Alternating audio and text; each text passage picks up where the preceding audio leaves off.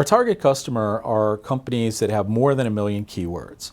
And these are companies, travel companies, large computer companies, retailers, e-tailers, people that essentially have a lot of products that result in a lot of keyword queries that would bring people to those products.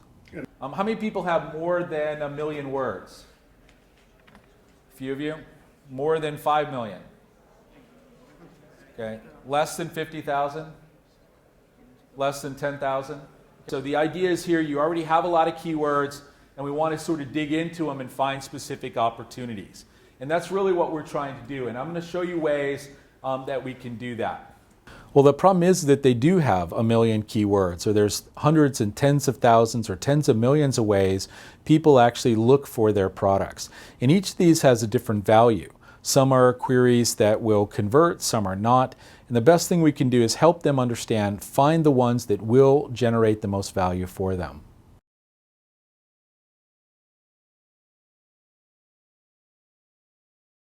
Is it a girdle, shapewear, shaping underwear, shapewear intimates, or Spanx?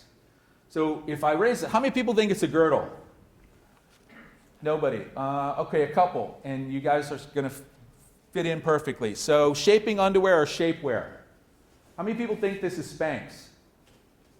Okay, the age differential is huge because anybody that's over like 30 or so is going to call this a girdle. Anybody under 30 is either going to call it Spanx or shapewear. Well, the brand wants to call it Shapewear Intimates because they're in the industry and they know what the hell that means.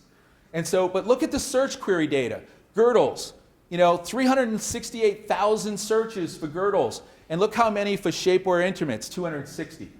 But that's what it is. That's what we want to call it. That's the cool newfangled name.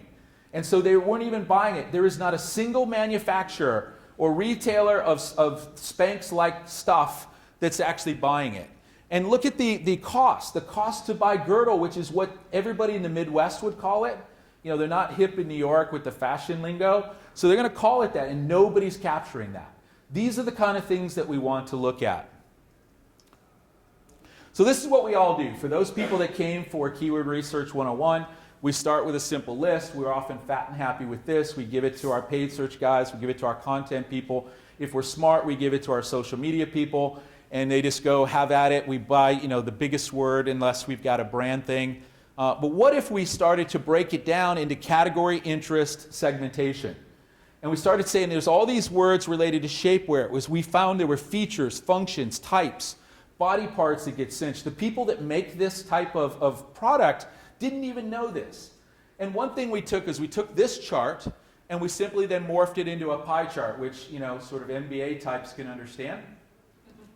And so basically what we found is 75% of all the searches related to shapewear were a very simple formula. Clothing type plus shapewear. They want shapewear jeans, they want shapewear panties, and believe it or not, shapewear thongs. Yeah, I see the reaction. How do you have a shapewear thong? It's possible. But here's the funny thing, is that they didn't sell a single one. You know why? They didn't show that it actually was thong-like. They had all the little cinching part up here and all the cinching part on the thighs, but the part that actually makes it a thong is a little, piece of floss in the back. They didn't show that. And as soon as they rotated the image 1/3 of a turn to show that it was thong-like, they started selling them through the roof. All because people came for a thong and wanted to make sure they were buying a thong, not getting granny panties that were sort of, sold as thongs. So that's the concept. You've got to match the interest and intent to what they want.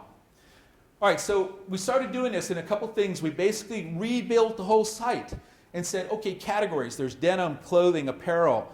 We have to have apparel in New York because nobody calls it clothing. Just like nobody calls jeans, it's all denim.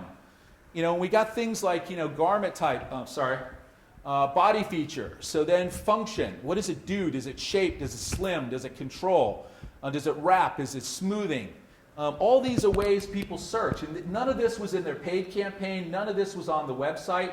And we started finding this. When we broke out that pie chart into this chart, what did this look like? This is a site hierarchy. This is a site taxonomy. So now they could create content that was related to what people wanted. And we started looking at things. Okay, query volume by garment type. So tank tops, bottoms, slips, clothing, Then we have by occasion. People wanted shapewear for weddings, or they wanted it to go out, or they wanted it for exercise. You know, these shaping leggings they wanted to wear to yoga class. You know, there's not many really fat people that go to yoga, so it's like, why do skinny people need shapewear?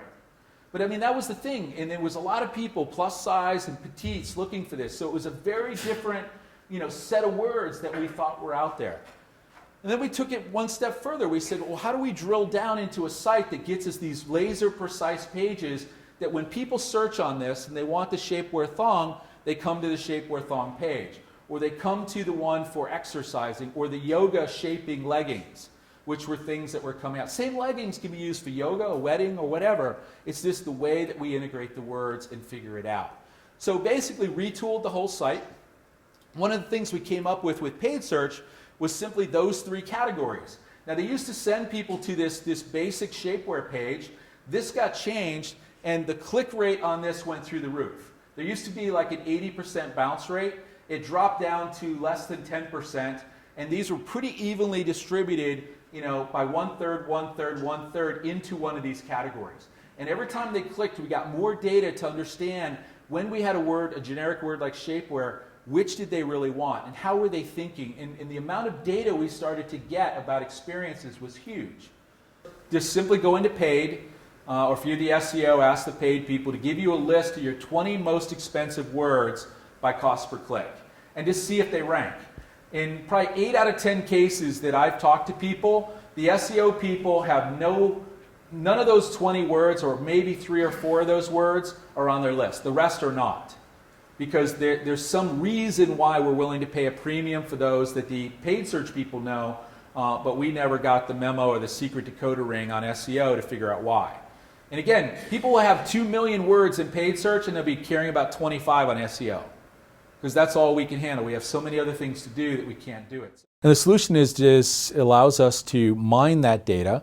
So it's a large-scale data miner in the spirit of big data, where we're able to pull in all of that data, manage it in a single database with filters that are essentially looking for the needle in a haystack. Sure, we've had a lot of success with large travel clients as well as large electronics manufacturers. Many of these companies, sort of like an HP or a Dell, those companies that have these large sets of data. Travelocity is a client that has tons of keyword volume from different destinations, from and to, and these are the kind of people that live and breathe by being able to target their particular products and services to the very keywords people are looking for. A lot of small retailers like Yummie Tummie, which is a shapewear site. All of these are sites, again, that have a lot of words, different variations. Some of them will make them money, some will cost them money, and that's what we're trying to help them understand, is the right words and mine through the large volumes of data that they have.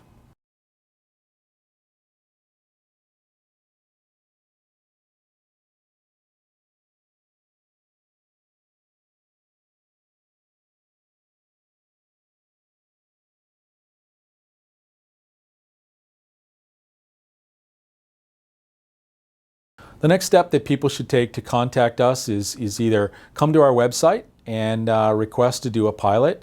Obviously, they can email us or call us, the number on the website, and we can get started. Simply need access to their main data, such as web analytics, paid search data, and any kind of segmentation or keyword work that they've done previously.